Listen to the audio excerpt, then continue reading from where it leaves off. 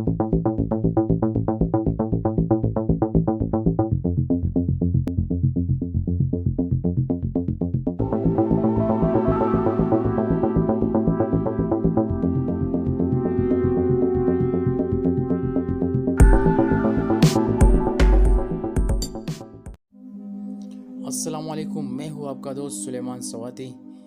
दोस्तों, नोयान की मकबूलियत को पेश नज़र रखते हुए हमने सोचा कि आपको नोयान की ज़िंदगी की 10 ऐसे राज बताएं जो आपको हैरान कर देंगे।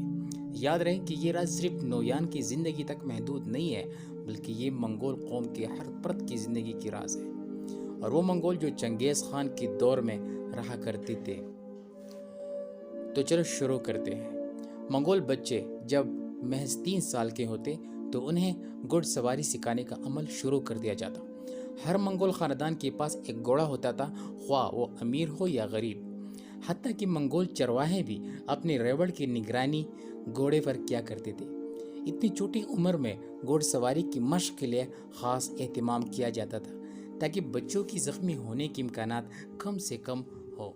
नंबर 2, मंगोल एक दिन में 80 मील तक का फासला तय कर लेते थे, और ये फासला उस दौर में किसी और के लिए तय करना मुमकिन नहीं था।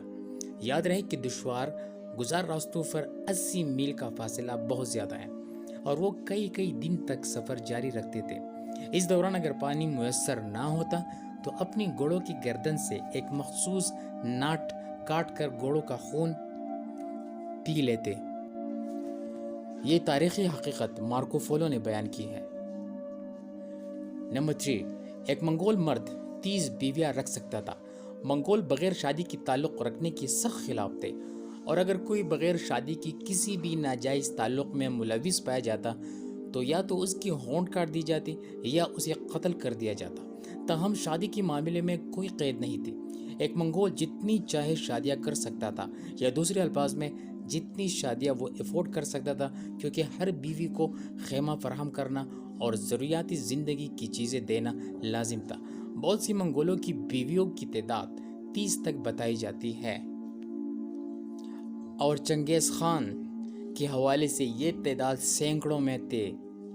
नंबर 4, जब एक मंगोल मर्द की ज़िंदगी ख़त्म होती तो उसकी जायदाद उसकी बच्चों में तकसीम की जाती थी। सबसे बड़ा हिस्सा सबसे छोटे बेटे को मिलता, यहाँ तक कि अपने बाप की बीवियों के ऊपर भी छोटे बेटे का हक होता था। वो सिर्फ अपनी माँ से शादी नहीं कर सकता था, इसके अलावा उसके बाप की जो बीवियाँ थी उनसे शादी करने का उसे हक हासिल था, और इसी तरह की शादियाँ मंगोल तहजीब में बहुत आम हुआ करते थे। नंबर 5, मंगोल सब्जियाँ बहुत कम इस्तेमाल करते थे। उनकी खुराक का ज़्यादा इन्हिसार गोश्त और दूध पर होता। वो जानवर को ज़बह भी एक इंतहाई शफाफ तरीके से करते।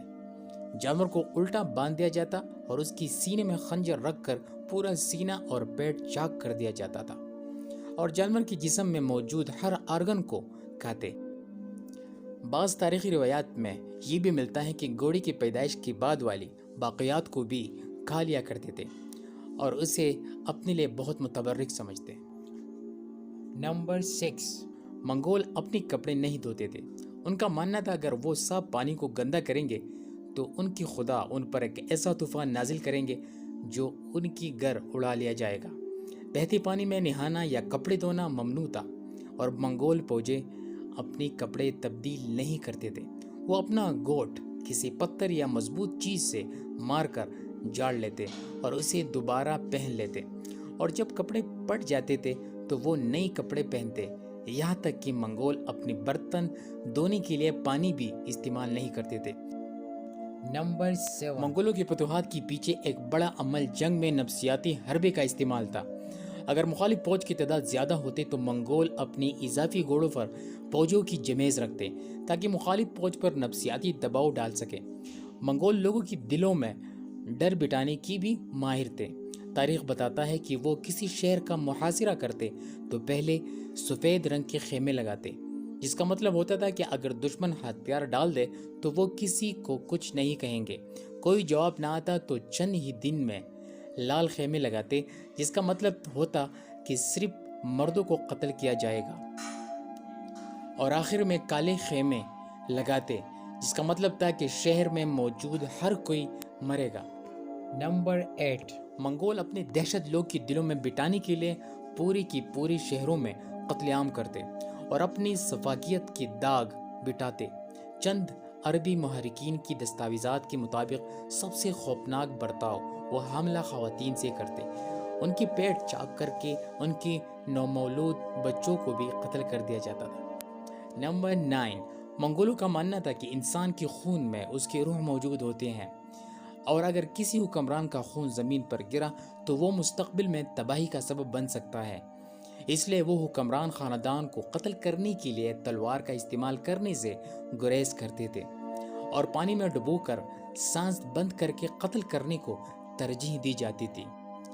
ایک مرتبہ چنگیز خان نے روس کے شہزادوں پر باری دروازہ رکھ کے اوپر سٹیج سجا کر انہیں دم گھٹنے کے باعث ہلاک کیا، جبکہ ایک اور موقع پر ایک شخص کی آنکھوں میں پگھلا ہوا تانبا ڈال کر اسے ہلاک کیا گیا۔ نمبر 10، جب منگول فوج نے یورپ کا رخ کیا تو وہاں طاعون کی وبا پھیل گئی۔ منگول سمجھ گئی کہ یہاں اب ان کا زیادہ دیر تک روکنا ممکن نہیں۔